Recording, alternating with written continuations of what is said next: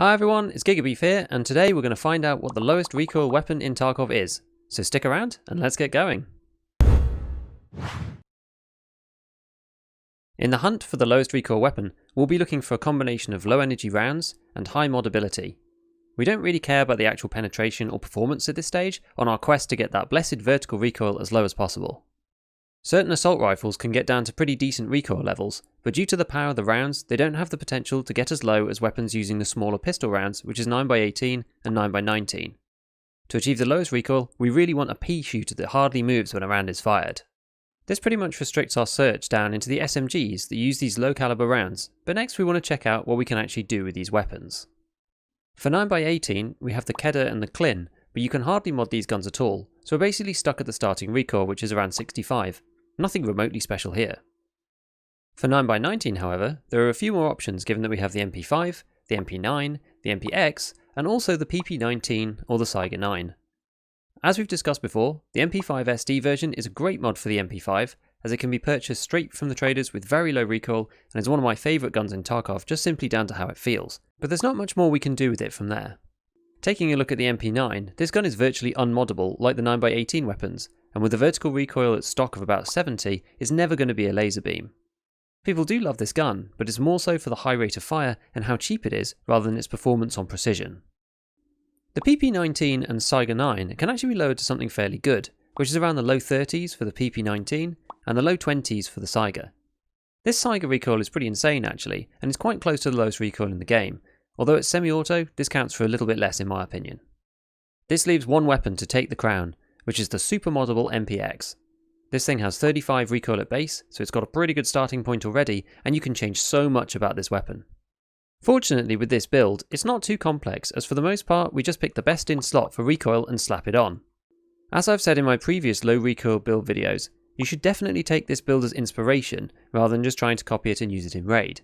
For the record, I do not think that it is worth the money, or even remotely meta to run min recoil all the time, but it's fun to see how far we can take it. And I think it's valuable education for knowing what the best parts are stat-wise, so that we can learn about the modding system and build better weapons for ourselves. Personally, I usually learn at least one thing from every video that I make. On to the build. The MPX is available from Peacekeeper level 2 for around $366, which equates to 45k rubles. Similarly to building min-recoil assault rifles, you'll want to be looking at replacing the stock, the handguard and the muzzle with best-in-slot attachments, along with the barrel if possible, which is possible on this weapon. The MPX stocks work similarly to the ADAR or the M4, but are compatible with a better buffer tube called the Mesa Tactical Crosshair, with -6% recoil from Peacekeeper 4, which outperforms the SI Advanced Tube's 4%, which is the usual M4 go-to, and on that we can add the HKE1, which is best in slot for recoil. Next, when it comes to barrels, Tarkov generally gives you a recoil bonus for longer barrels, but with lower ergonomics and more weight. Given we're looking for the best recoil, we're going to get the longest barrel that we can possibly find, which is the 14-inch from Peacekeeper 4, with -7% recoil, and then we're going to apply the Tarkov muzzle brake to it from Peacekeeper 3 for another 10% recoil reduction. Bear in mind that this has disadvantages outside of the stats specifically, such as being more cumbersome inside and around doorways than a weapon with a shorter barrel would, which makes it harder to fight in corridors or around cover. The Midwest 14-inch handguard is the lowest recoil that we have out of the choices here with 6% reduction. However, unfortunately it can only be found on the flea market, as no traders sell this item. This can make the pricing quite volatile, but hopefully after not getting too scalped, you can grab a Magpul 4.1-inch guide from Mechanic 2 for mounting a foregrip and use the RK2 from Skier 4, which is the lowest recoil grip in EFT. This foregrip features on nearly every low recoil build, as it's the only standard grip that gives -5% recoil, but bear in mind that you lose 2 ergonomics when using it. This gets you to 18 recoil overall, which is the lowest in EFT excluding any scope modifiers.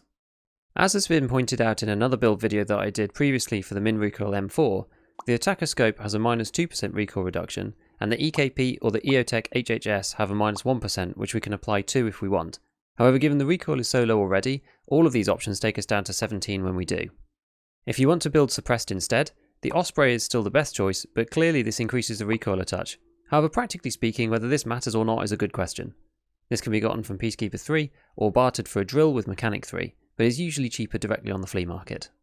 You can finesse the ergonomics a bit further with the non-recoil parts, such as attaching both the front and rear M-bus sights for 1 ergo each, and upgrading the charging handle to the guide sleeve for 2 more ergo. On pistol grips, the MPX will take up to the big boy HK ergo grip, the same one for the AR-15s with that juicy plus 18 ergonomics, which is the highest ergo grip that you can buy. Regarding magazines, most people prefer to use the 41 round mags over the drums for this weapon. When you look at the stats on them, the 41 rounder only loses 1 ergonomics compared to the 30 rounder, which versus the 50 round drum has 4 less ergo, a massively increased check and load-unload speed modifier, taking 15% longer to load rounds back into the magazine when refilling in raid.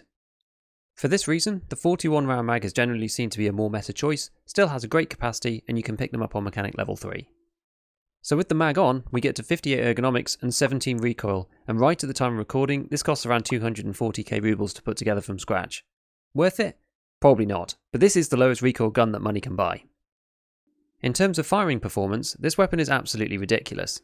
The little initial burst bump that you get on every gun is barely noticeable, and after that, it just stays in one place. If you were looking for a laser beam weapon, this is as close as you'll get to it. I actually find this weapon to be a bit cursed. I seem to get head-eyed from an unknown location a disproportionate amount of the time I'm running it, and often I don't even get to fire a shot. I don't know what it is about it, but the only logical explanation is that it is cursed by the gods of Tarkov and Nikita himself. If you do give it a go, I wish you the best of luck. So remember to sub and hit the bell if you want to see more videos like this in the future. You can also follow me on Twitter, and I stream on Twitch on Wednesdays, Fridays and Saturday evenings UK time. Until then, I'll see you next time, and as always, have fun in your raids.